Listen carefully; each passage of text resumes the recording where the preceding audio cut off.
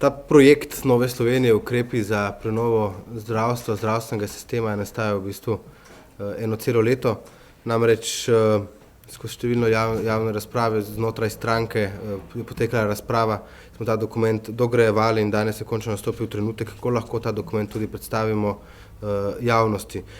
Namreč cilj predloga Nove Slovenije s tem dokumentom je nova organizacija slovenskega zdravstva, ki bo pripomogla, da se vsakemu zavarovancu, torej državljanu Republike Slovenije, zagotovi enostaven in hiter dostop do kvalitetnih zdravstvenih storitev in storitev dolgotrajne oskrbe.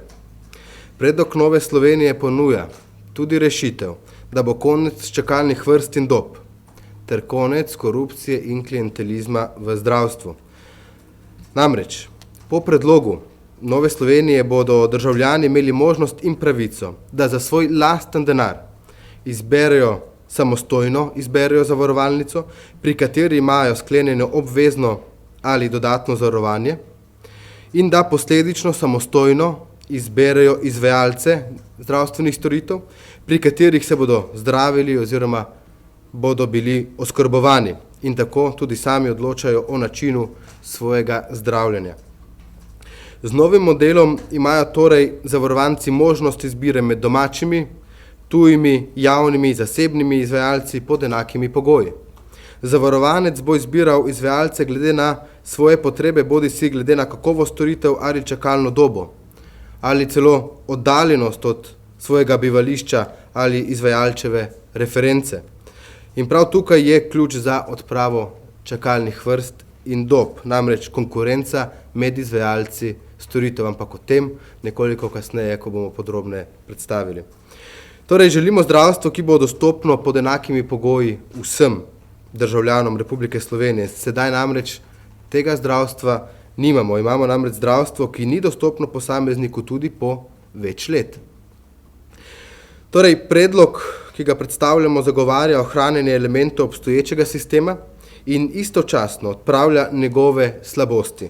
Sistem sloni torej na uravnavani konkurenčnosti ob zagotavljanju transparentnosti z jasno določenimi standardi in košarico ter zagotavlja dolgoročno stabilnost in tudi vzdržnost. Torej, v Sloveniji je zdravstveni sistem napram državam Evropske unije dejansko v zelo slabem stanju in ključnih večjih sprememb ni bilo že več desetletij.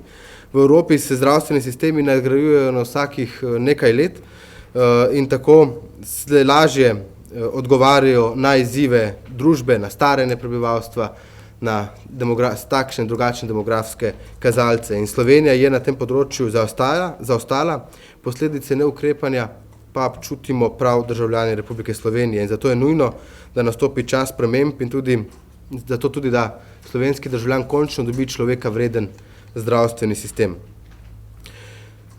Strategija za reformo, ki jo predstavljamo, je nastala ob upoštevanju vseh specifičnih lastnosti Republike Slovenije, prevzema pa tudi nekatere pozitivne prakse iz držav Evropske unije. In vse torej ponavljam, kar je v slovenskem zdravstvu dobro, smo upoštevali, vse, kar je dokazano slabo, smo izpustili in zavrgli in ter nadomestili seveda z novimi predlogi. Novi elementi bodo namreč postopoma pripeljali do sistema, ki se bo po našem trdnem prepričanju, saj po vseh diskusijah, ki smo jih imeli, nadgrajeval in krepil skladno s pričakovanji vseh zavarovancev oziroma vseh udeležencev, zlasti pa za zahtevami osrednjega akterja, to je tako rekoč zavarovanca. Kot je že predsednica dejala, naloga politike je, da aktivno sodeluje pri teh izboljšavah. Obstoječi predlog, ki ga dajemo sedaj v javno razpravo, je prav korak v tej smeri in tudi Vladi Republike Slovenije, ministrici, dajemo s tem dokumentom, s predlogi, z izhodišči priložnost, ministrico dejansko vabimo, da pristopi k našim izhodiščem za zdravstveno reformo, ter da se končno začnemo pogovarjati. Sicer tudi v Novi Sloveniji ne bomo več imeli možnosti. Ministrica torej naj pokaže predvsem voljo, časa namreč ni veliko, slovensko zdravstvo je namreč vse bolj v razsulu. Prav tako vabimo vse zdravniške organizacije in tudi sindikat, da se z nami srečajo, da se pogovarjamo.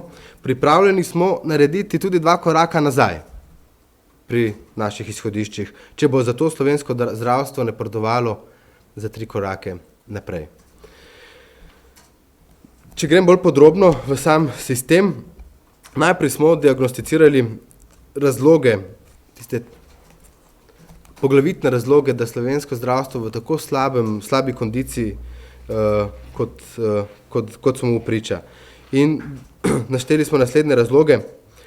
Prvič v sami organiziranosti sistema in v sami organiziranosti sistema in tudi v posameznih javnih zavodih.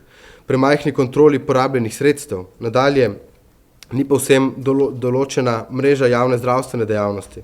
Nedorečenost pravic iz javne blagajne, torej košarica pravic. Potem nestandardizacija uporabljenih materialov in storitev pri zdravljenju. Nejasna razdelitev vlog in deležnikov v sistemu. Potem izvajalci ne delujejo na trgu, kjer se konkurira s ponudbo in kvaliteto. Korupcija in klientelizem oziroma premočan vpliv interesnih skupin na področju dobave materijala in zdravil. In nadalje, seveda čakalne vrste. Čakalnih vrst se ne obvladuje in se v zadnjih mesecih po pojavu ekonomske finančne krize samo še dodatno poglabljajo. Torej, ključne spremembe: vpeljava dolgotrajne oskrbe. Preoblikovanje Zavoda za zdravstveno zavarovanje Slovenije v agencijo, ki bo zbirala sredstva ter jih nato razdeljevala med zavarovalnice in izvajalce. Tretjič, vpeljava konkurenčnosti med izvajalce in tudi med ponudnike obveznega zdravstvenega zavarovanja ter ureditev košarice pravic, zakonska ureditev košarice pravic. Zdaj,